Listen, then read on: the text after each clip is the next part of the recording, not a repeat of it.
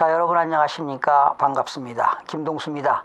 자, 오늘은 법률 및 경제특강 제61강 시간이 되겠는데요.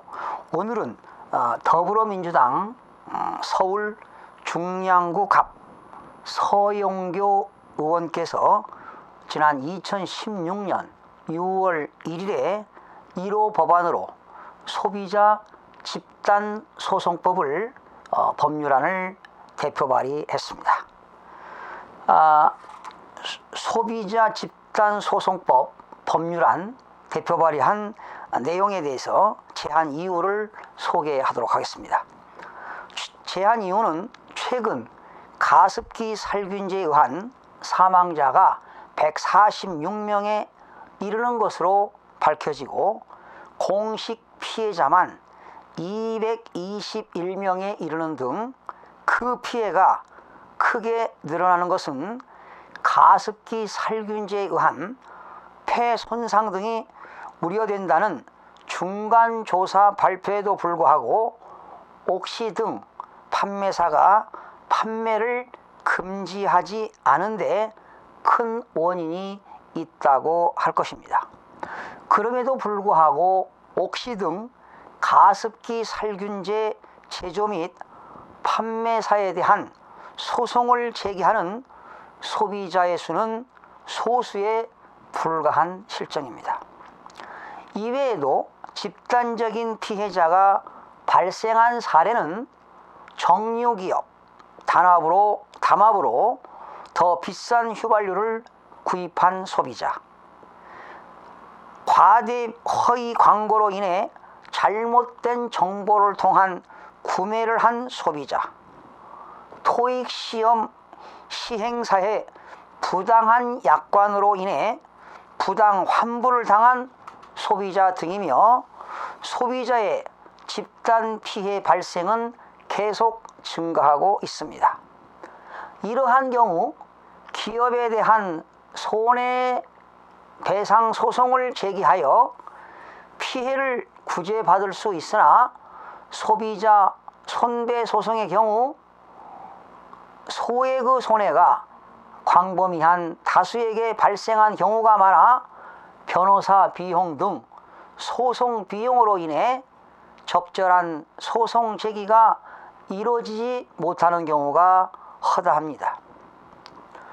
손해액이 큰 경우에도 기업의 행위와 소비자 손해 간의 인과관계를 감정할 때 거액의 감정 비용이 필요하므로 다수의 소비자가 모여서 소송을 제기하는 것이 유리하게 되어 이런 경우에도 구성원 중 한 명 또는 일부가 동일 피해 소비자 집단을 대표해서 용이하게 소송을 제기할 수 있는 길을 보장해 주어야 할 것입니다.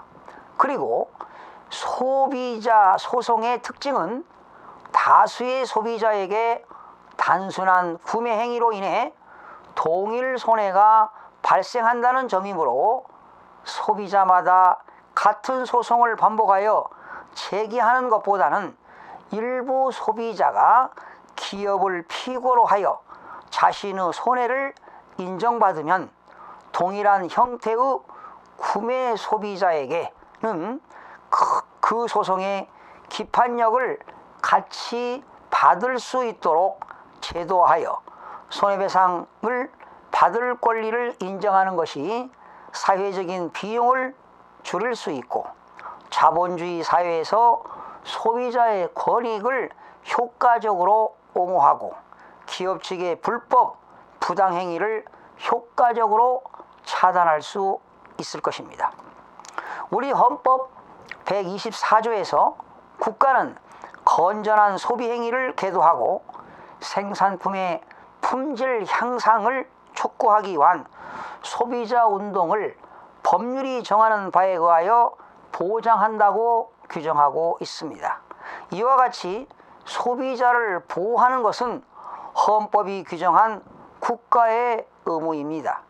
이에 소비자가 기업의 제조, 광고, 담합, 판매 등에서 불법 행위로 인해 손해를 입은 경우에 그중 일부의 소송 승소로 모든 관련 소비자가 손해배상권을 인정받을 수 있도록 하여 헌법이 정한 소비자 보호를 도모하기 위한 소비자 집단 소송법을 제정하고자 하는 것입니다.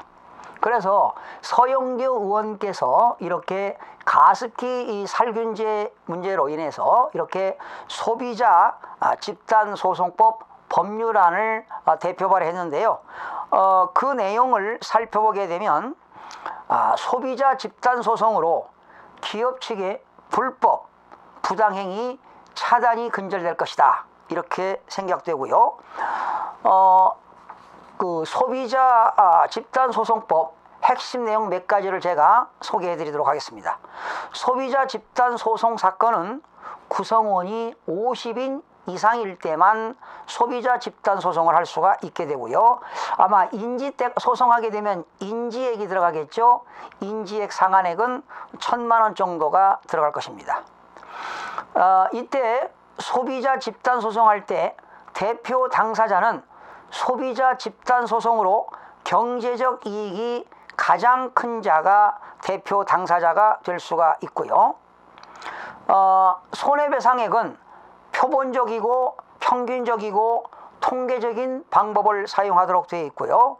그리고 소비자 집단 소송법에 의해서 손해배상을 받게 되면 분배관리인은 법원이 선임하기로 되어 있습니다.